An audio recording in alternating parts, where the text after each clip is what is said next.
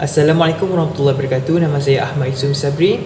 Hari ini saya akan membentangkan tajuk kuliah kami iaitu Perbandingan Nilai Krisis Maklumat Islam dengan Barat. Kuliah saya terdiri daripada 3 orang ahli iaitu Ku Akmal, Ahmad Yusuf dan Muhammad Syazwan.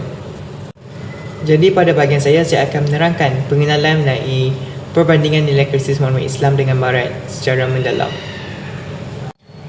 Krisis maklumat di dunia Islam dan Barat mempunyai perbezaan nilai dan terlibat dan pendekatan dalam menanganinya. Dalam dunia Islam, nilai seperti keadilan, kebenaran dan etika sering dikaitkan dengan agama dan memainkan peranan penting dalam menghadapi krisis maklumat. Sementara itu, di Barat terdapat penekanan yang lebih kuat terhadap nilai kebebasan bersuara dan pemikiran kritis dalam menghadapi krisis maklumat adalah penting untuk menggalakkan literasi maklumat dan berkemahiran berfikir kritis di kedua-dua wilayah. Ini serta melibatkan kerjasama antara kerajaan, media dan masyarakat sivil untuk menangani krisis maklumat dengan kesan. Assalamualaikum warahmatullahi wabarakatuh. Nama saya Ku Akmal Hafiz. Saya akan membentangkan 2.0 iaitu perbandingan krisis maklumat Islam dengan Barat. Perbandingan yang pertama ialah konteks dalam kehidupan beragama. Islam dengan Barat, mereka mempunyai konteks budaya dan agama yang berbeza. Perbezaan ini mewujudkan perbezaan nilai dan keutamaan dalam penyebaran maklumat. Yang kedua ialah media dan teknologi. Krisis maklumat di Barat sering dipengaruhi oleh perkembangan teknologi dan media sosial. Teknologi di negara Islam pula tidak mungkin sehebat di negara Barat kerana akses kepada media sosial tidak seperti di negara-negara Barat yang di mana mereka jauh lebih moden. Yang ketiga ialah hak kebebasan bersuara. Negara-negara Barat majoriti mengutamakan kebebasan bersuara. Sesetengah negara Islam mungkin mempunyai sekatan terhadap kebebasan bersuara. Hal ini boleh menyebabkan maklumat yang disebarkan tidak mencukupi. Yang keempat ialah peranan agama. Agama sering menjadi faktor penting dan juga isu yang penting dalam penyebaran maklumat dari segi isu sosial dan juga politik. Peranan agama ini boleh menyebabkan polarisasi dan juga kontroversi dalam penyebaran maklumat. Yang kelima ialah kesan sosial dan juga politik. Krisis maklumat di kedua-dua wilayah boleh memberikan kesan yang besar terhadap masyarakat dan politik. Dalam sesetengah kes, penyebaran maklumat yang tidak tepat boleh mempengaruhi pendapat umum dan akan menyebabkan kesan sosial. 3.0 adalah jenis nilai krisis maklumat Islam. Krisis maklumat di dunia Islam merujuk pada masalah dan isu yang berlaku dalam penyebaran dan maklumat di negara yang majoritinya penduduknya adalah yang beragama Islam.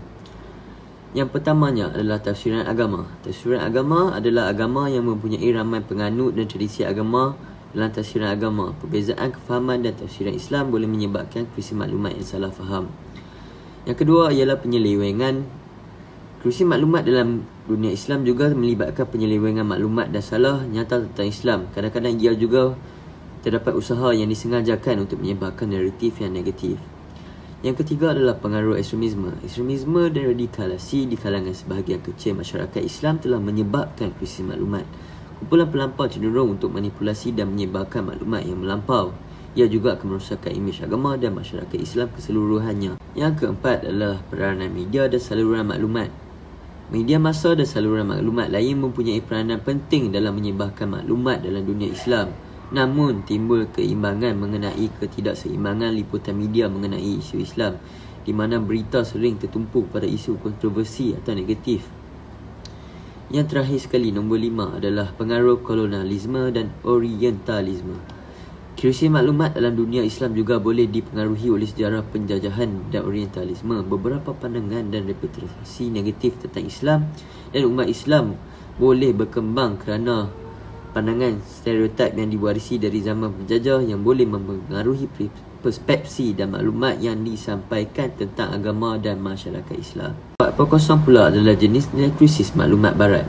Krisis maklumat di Barat menunjuk kepada masalah dan isu yang berlaku dalam penyebaran dan penyebaran maklumat di Barat, khususnya di negara yang berlatar belakangan Kristian dan sekular. Terdapat 5 jenis maklumat Barat. Yang pertama adalah penyebaran berita palsu. Antara masalah utama krisis maklumat di Barat ialah penyebaran berita palsu atau maklumat yang tidak tepat dengan perkembangan teknologi dan media sosial. Yang kedua pula adalah peranan media sosial. Media sosial telah menjadi platform utama dalam penyebaran maklumat di Barat. Walau bagaimanapun, terdapat peluang untuk penyebaran berita palsu, maklumat salah dan retortik melampau menjadi masalah yang serius. Yang ketiga pula adalah polariti dan ketegangan sosial. Krisis maklumat di Barat sering memperdalam polarisasi dalam masyarakat. Maklumat yang tidak tepat atau manipulatif boleh mempengaruhi pandangan dan kepercayaan individu, menghasilkan kesan politik dalam kumpulan baik dan dalam konteks sosial dan agama. Yang keempat pula adalah penyelewengan politik. Krisis maklumat di Barat juga boleh berkaitan dengan penyelewengan politik. Maklumat palsu atau mengelirukan boleh digunakan untuk memanipulasikan pilihan raya, mempengaruhi pendapat umum atau mengganggu proses politik demokrasi.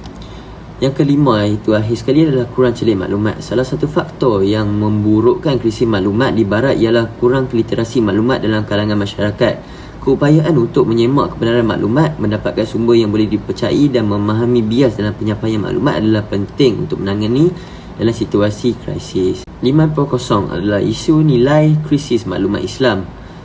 Umat Islam pada zaman ini perlu waspada sebar dalam penyebaran informasi agama dalam media sosial. Umat Islam perlu berhati-hati dalam menyebarkan maklumat agama di media sosial. Sangat penting untuk menghindari dari kekeliruan di dalam kalangan masyarakat. Prof. Dr. Datuk Azizan Baharudin, Ketua Pengarah Institut Kefahaman Islam Malaysia iaitu IKIM, menekankan perlunya kerjasama antara institusi agama seperti Jabatan Agama Islam Negeri, Jabatan Mufti dan Jabatan Majlis Fatwa Kebangsaan dalam menyaring dan memilah maklumat yang tersebar di media sosial. Tujuannya adalah untuk memastikan perfahaman ahli sunnah wal jannah tetap terjaga. Sebagai penyelesaian, Azizan mengusul pengguna logo khusus serupa dengan logo halal untuk menandai hadis atau maklumat tentang agama tertentu. Dengan adanya logo tersebut, maklumat agama akan menjadi eksklusif dan diharapkan dapat meningkatkan kesedaran akan keabsahan dan kehandalan. Sebab maklumat tentang keagamaan merupakan satu rohani penting bagi umat Islam untuk memastikan maklumat tersebut agar tidak merosakkan hati, pemikiran, tingkah laku dan peradaban seseorang. Pada satu hari, Azizan juga menenaskan yang ini bukan untuk mencari kemasyhuran, tetapi pada era hari ini dakwah perlu dilakukan secara global agar lebih ramai dapat manfaat daripadanya. Dengan kerjasama antara institusi agama, penyebaran maklumat tentang agama dapat dilakukan dengan lebih bertanggungjawab dan tepat agar dapat menghindari penyebaran maklumat yang salah dan potensi merosakkan masyarakat. Seterusnya, saya akan membahas tentang isu nilai krisis maklumat di negara barat. The refugee crisis is an information crisis. NGO dan Internews bekerjasama untuk menciptakan satu pemantau, iaitu pemantau kabar angin yang bertujuan untuk atasi penyebaran kabar angin palsu di kalangan migran dan juga pelarian kem Greece. Projek ini fokus pada satu penyediaan maklumat yang dapat dipercayai oleh migran. Mereka mengingatkan bahawa kabar angin dapat menyebabkan tindakan berbahaya, pengambilan keputusan yang salah dan konflik di dalam lingkungan kem-kem tersebut. Pasukan projek pemantau kabar angin ini akan melakukan pengumpulan maklumat melalui percakapan siaran langsung dengan para pelarian.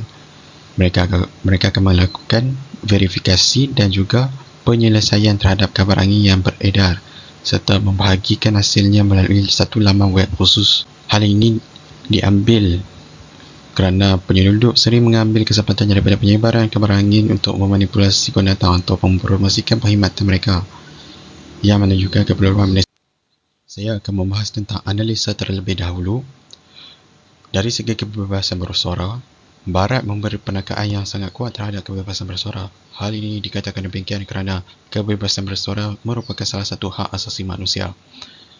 Dalam Islam juga, kebebasan bersuara dihormati, tetapi dengan batasan etika dan moral yang telah ditetapkan oleh agama Islam. Yang kedua ialah peranan agama. Islam mempunyai peranan yang sangat penting untuk menentukan penyebaran maklumat dengan nilai agama, etika dan kesucian Islam. Di Barat, pengaruh agama dalam krisis maklumat menjadi lebih pelbagai dan berpecah belah, dan hal ini akan menjejaskan penyebaran maklumat yang benar. Yang ketiga ialah tradisi pemikiran. Negara Barat sangat kuat dengan pemikiran kritis dan mereka memberi penekangan terhadap perdebatan terbuka dan keterbukaan kepada pelbagai sudut pandangan. Dalam Islam juga, pengaruh autoriti agama, tradisi dan norma sosial boleh mempengaruhi sejauh mana pemikiran kritis diterapkan dalam penyebaran maklumat. Seterusnya, yang keempat ialah media dan teknologi. Di negara-negara barat, media sosial dan teknologi telah mengubah cara maklumat disebarkan. Pengaruh media dan teknologi maklumat dalam Islam boleh dipengaruhi oleh faktor sosial, budaya dan agama yang berbeza. Seterusnya, saya akan membuat perbincangan terhadap projek ini. Perbezaan dalam perspektif tentang kebebasan bersuara telah menjadi satu titik perbincangan yang penting. Hal ini dikatakan demikian kerana di negara barat, kebebasan bersuara dianggap sebagai satu hak asasi manusia. Sedangkan dalam Islam, kebebasan bersuara selalunya dibatasi oleh pertimbangan moral dan juga etika beragama. Kedua ialah peranan agama dalam menyebarkan maklumat turut menjadi tumpuan perbincangan. Dalam krisis maklumat Islam, nilai agama dan kesucian dan juga etika menjadi satu faktor yang penting dalam penyebaran maklumat dan juga penyaluran maklumat. Selain itu, di negara barat, nilai agama tidak mempunyai pengaruh yang besar dalam penyebaran maklumat. Yang ketiga ialah perbezaan tradisi pemikiran kritis dan keterbukaan kepada pelbagai sudut pandangan. Di negara barat, terdapat pelbagai tradisi pemikiran kritis yang kuat, bertebatan terbuka dan juga sifat keterbukaan dalam pelbagai sudut pandangan. Dalam krisis maklumat Islam, pengaruh autoriti agama, tradisi dan norma sosial boleh mempengaruhi pemikiran seseorang. Yang keempat ialah tindak balas terhadap media sosial dan juga teknologi menjadi satu perkara yang penting dalam krisis maklumat. Di barat, perkembangan media sosial dan juga teknologi maklumat telah mengubah secara hidup mereka dan juga cara maklumat disebarkan dan diakses. Dalam konteks Islam pula, pengaruh media dan juga teknologi sangat ketara, tetapi boleh dipengaruhi oleh faktor sosial, budaya dan juga agama yang berbeza. Seterusnya, saya akan menerangkan pada bahagian rumusan dan kesimpulan. Perbandingan nilai dalam krisis maklumat antara Islam dan Barat mencerminkan perbezaan dalam perspektif nilai, budaya dan konteks sosial Islam, memberi perhatian kepada nilai moral dan etika agama, pengaruh agama dalam kehidupan masyarakat. Kesan media dan teknologi yang dipengaruhi oleh faktor sosial, budaya dan agama. Sebaliknya, Barat menekankan kebebasan bersuara, kepelbagaian agama, pemikiran kritis dan pengaruh teknologi. Memahami perbezaan ini penting untuk mengatasi masalah dan menyebarkan maklumat secara bertanggungjawab. Perbandingan nilai menerangkan krisis maklumat antara Islam dan Barat, perbezaan kebebasan bersuara, peranan agama, tradisi, pemikiran kritis dan tindak balas terhadap media dan teknologi. Agama memainkan peranan yang lebih dominan dalam krisis maklumat Islam, manakala pengaruh agama di Barat lebih bersifat keagamaan. Di Barat terdapat tradisi pemikiran kritis dan keterbukaan kepada sudut pandangan agama, sedangkan dalam krisis maklumat Islam, pengaruh autoriti agama dan norma sosial boleh menghadkan pemikiran kritis. Memahami perbezaan ini adalah penting untuk mengurus dan menyebarkan maklumat secara bertanggungjawab dan mencari penyelesaian yang berkesan dalam menghadapi krisis maklumat. Setakat itu sahaja daripada kumpulan kami. Sekian, terima kasih.